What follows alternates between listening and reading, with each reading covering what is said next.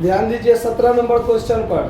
साझेदारी फर्म के विघटन में 17 नंबर क्वेश्चन क्या कहता है, ध्यान दीजिए। इसका मेन हेडिंग जो है कि संपत्ति और दायित्वों को साझेदार के द्वारा ले लेना। जैसे हम बताए थे कि संपत्ति का जो वसूली का क्रम होता है, टाइप, क्रम नहीं टाइप, एक नगद में वसूली होता है और एक कोई साझेदार ही ले लेता है, होता है ना। तो इसमें आपको ये दिखाएगा कि कुछ संपत्ति से रुपया वसूल हुआ और कुछ संपत्ति को क्या हुआ तो कोई साझेदार ने ले लिया। तो 17 नंबर सवाल देखिए, ABC साझेदार है, 2:1 अनुपात में लाभ क्या करता है, बांटता है। 31 दिसंबर को फर्म का समापन हुआ है। बैलेंस शीट में देखिए कैश, डेटर, स्टॉक, फर्नीचर और फिक्स एसेट्स दिया हुआ है ना। तो सभी संपत्ति को कहाँ हस्तांतरण करते हैं हम लोग, वसूली खाता के डेबिट साइड में करते हैं ना। और क्या लिखते हैं, टू सन्ड्री एसेट्स, जितना संपत्ति होता है सबको एक साथ लिख देते हैं, लिखते हैं ना। उसमें कैश, बैंक, PL को छोड़ देते हैं। तो इसमें कैश है तो कैश छोड़ देंगे, बैंक और PL तो ऑलरेडी छुटा हुआ है ही नहीं, तो नहीं देना है। चलिए तो पहले ये काम कर लेते हैं, to sundry assets. To sundry assets क्या क्या संपत्ति है, डेटर है 30,000 का, डेटर है आपका 30,000। अगला संपत्ति स्टॉक कितना का, 40,000 का। फर्नीचर कितना का है, 10,000 का। उसके बाद फिक्स्ड एसेट्स है, फिक्स्ड एसेट्स है कितना का, 11,000, 60,000 का, 60,000 का। तो ये देखिए 1 लाख आदि हो गया मिला के, 1,40,000 का हो गया संपत्ति। क्लियर, समझ में आ रहा है। आगे देखिए, लायबिलिटी साइड में क्रेडिटर है और पार्टनर्स कैपिटल है। तो पार्टनर्स कैपिटल को तो छोड़ देते हैं, क्रेडिटर को लिखते हैं। चलिए क्रेडिट साइड में लिख लेते हैं, बाय सन्ड्री क्रेडिटर्स। अकेले है तो एक के बार में लिख दीजिए, कोई फर्क नहीं पड़ता है। 3-4 को रहता तो बाय सन्ड्री लायबिलिटीज कर लेते और इनर कॉलम में जैसे ये लिखे है ना, जोड़ के एक बार बाहर कर देते। और क्रेडिटर अकेले है तो बाय सन्ड्री क्रेडिटर करके 30,000 आप एक बार में ही लिख दीजिए। अब चलिए, उसी दिन फर्म विघटित हो गई। ए फर्नीचर 6,000 में लेता है। अब देखिए फर्नीचर जो संपत्ति था उसको ए ने 6,000 में ले लिया, तो इससे रुपया वसूल नहीं ना हुआ, ए ले लिया। तो ए लिया तो क्रेडिट साइड में क्या लिखेंगे, बाय एज कैपिटल अकाउंट। अब कॉस्ट में लिख देंगे फर्नीचर टेकन। ठीक है, फर्नीचर कितना में लिया, 6,000 में। देनदारों से 25,000 वसूल हुआ, स्टॉक से 35,000 वसूल हुआ और अन्य अस्थायी संपत्ति से 50,000 रुपया प्राप्त हुआ। अब देखिए एगो संपत्ति ए ले लिया फर्नीचर, अब बाकी संपत्ति से रुपया वसूल हुआ। तो रुपया वसूल हुआ तो क्रेडिट साइड में क्या लिखेंगे, बाय कैश अकाउंट। कॉस्ट में AR लिख दीजिए, AR मतलब एसेट्स रियलाइज, शॉर्टकट में लिख दिए हैं। डेटर से कितना वसूल हुआ, डेटर से कितना वसूल हुआ है, 25,000। डेटर से 25,000, स्टॉक से 35,000 और जो फिक्स्ड एसेट्स था उससे 50,000। क्लियर, 30, 20, 50, 10, 60 और 50 मिला के 1,10,000। समझ में आया बात। लेनदारों को पूर्ण भुगतान में 26,000 चुकाया जाता है। यानी जो आपका क्रेडिटर था 30,000 का, वो 26,000 में मान गया बात, तो उसको 26,000 पेमेंट करेंगे, पूरा नहीं ना देंगे। ठीक है, एक अलिखित विनियोग 2,000 रुपया में बी लेता है और वसूली खर्च 1,000 है। 3 गो बात बचल है। चलिए, लेनदार को पूर्ण भुगतान में टू कैश अकाउंट पहले एक्सपेंस का भुगतान होता है ना, तो एक्सपेंस कितना है देखिए 1000 वसूली व्यय है, डाल दीजिए। फिर to cash account liability paid में क्रेडिटर को कितना देना पड़ता है, 26,000। तो 26,000 दे दीजिए। उसके बाद एक अलिखित संपत्ति जो विनियोग है 2000 में बी ले लेता है, बी नाम का साझेदार वो ले लेता है, तो यहां पर लिख दीजिए bye B's capital account, coast में लिख दीजिए अनरिकॉर्डेड इन्वेस्टमेंट टेकन, कितना रुपया 2000। आया बात समझ में? वसूली खाता से संबंधित सारा बात क्लियर।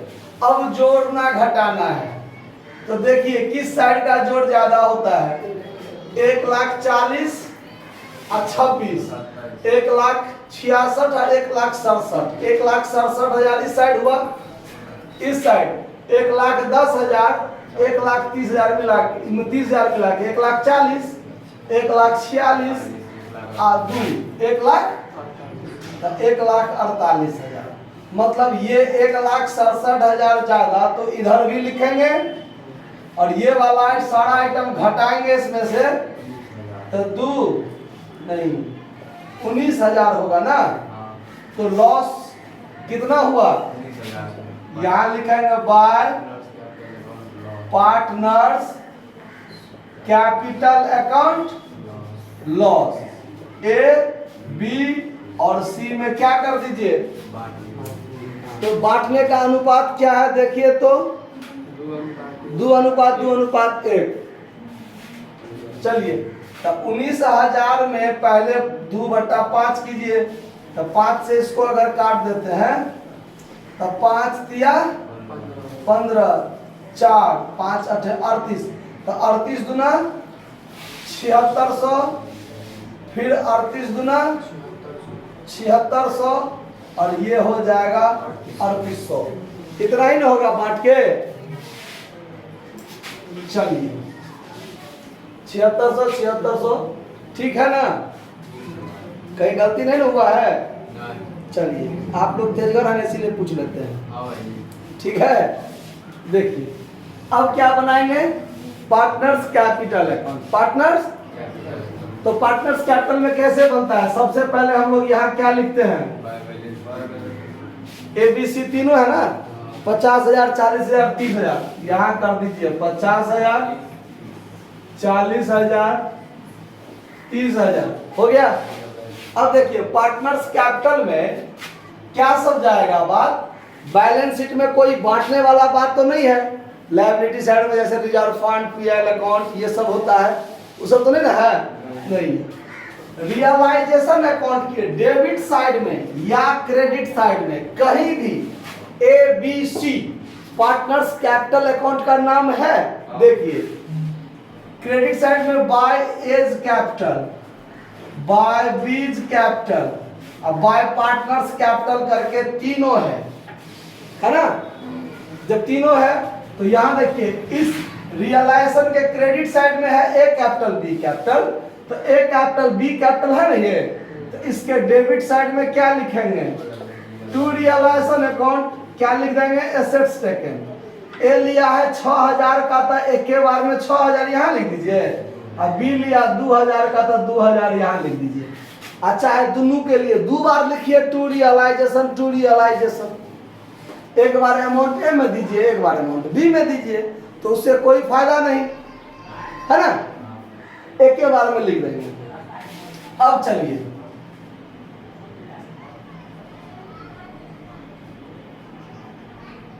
अब बाय पार्टनर्स कैपिटल अकाउंट, ये लॉस है ना 7600, 3800 बांटा है ना, ये लॉस है, तो रियलाइजेशन के क्रेडिट में पार्टनर्स कैपिटल, तो पार्टनर्स कैपिटल के डेबिट में टू रियलाइजेशन अकाउंट लॉस 7600, 3800, इसका यहाँ ये खाली रहेगा ना। चलिए सारा बात हो गया, अब नहीं ना कुछ होगा। अब देखिए आगे किसी सवाल में, जैसे ठीक अगला सवाल सब है कि कोई साझेदार ने दायित्व का भुगतान किया, जैसे यहाँ साझेदार संपत्ति लिया था क्रेडिट में लिखे, तो वैसे कोई साझेदार यदि दायित्व का भुगतान करेगा, कोई लायबिलिटी का पेमेंट साझेदार करेगा, तो यहाँ पर टू पार्टनर्स कैपिटल अकाउंट करके लिखेगा ना, तो उसका भी प्रभाव यहाँ किधर पड़ेगा, पार्टनर्स कैपिटल के क्रेडिट में पड़ेगा। बाय रियलाइजेशन अकाउंट पोस्ट में लायबिलिटी पेड करके लिखेगा। ठीक है, अब देखिए सारा बात हो गया क्लियर, अब कुछ बचा नहीं इसमें, जोड़ घटाव कर दीजिए। ये 50,000, 40,000 और यहाँ 30,000, यहाँ भी 50,000, 40,000, 30,000। अब इसमें से ये सब घटेगा, जो बचेगा वो to cash account final payment कर देंगे। तो 50,000 में से 13,000 पहले घटाइए तो 37,000, आप फिर अब हो जाएगा 36,400। 40,000 में से 9,000 पहले घटाइए 31,000, अब बचेगा 30,400, और 30,000 में से पहले 3,000 घटाइए 27,000, 800 घटाइए तो 26,200 हो गया फाइनल पेमेंट। अब बनाएंगे कैश अकाउंट। तो कैश अकाउंट एसेट साइड में आप कैश छोड़े थे ना, वो सबसे पहले यहाँ आ जाएगा टू बैलेंस बीडी के रूप में। एक बात 10,000 बोलिए, क्या दिक्कत, क्या दिक्कत है? टू साइड में मतलब एको टाइम नहीं लिखता है। पार्टनर्स कैपिटल अकाउंट में, रियलाइजेशन अकाउंट में जहां जहां भी पार्टनर्स कैपिटल अकाउंट लिखा होगा सिर्फ वही बात इसमें जाएगा। ये रियलाइजेशन में पार्टनर्स कैपिटल, ए कैपिटल, बी कैपिटल और यहाँ पार्टनर्स कैपिटल है ना, तो ये तीनों बात क्रेडिट में था तो डेबिट में आया। वैसे ही रियलाइजेशन अकाउंट के डेबिट साइड में कहीं भी पार्टनर्स कैपिटल है लिखा हुआ, तो वहां क्रेडिट साइड में कोई बात आया, बात समझ में? ऐसे ही अब कैश अकाउंट बनाएंगे, ध्यान दीजिए। टू बैलेंस बीडी 10,000 हो गया। अब देखिए, अब कैश अकाउंट ई खाता में कहां है, इस खाता में कहां है, ये सारा बात इसमें जाएगा। देखिए रियलाइजेशन अकाउंट के क्रेडिट में बाय कैश अकाउंट लिखा हुआ है 1,10,000, तो रियलाइजेशन के क्रेडिट में कैश, तो कैश के डेबिट में क्या आ जाएगा, to realisation account assets realise 1,10,000। आया बात समझ में? रियलाइजेशन के क्रेडिट में और है कहीं कैश नहीं, रियलाइजेशन के डेबिट में 2 गो है टू कैश, तो क्रेडिट में 2 गो हो जाएगा।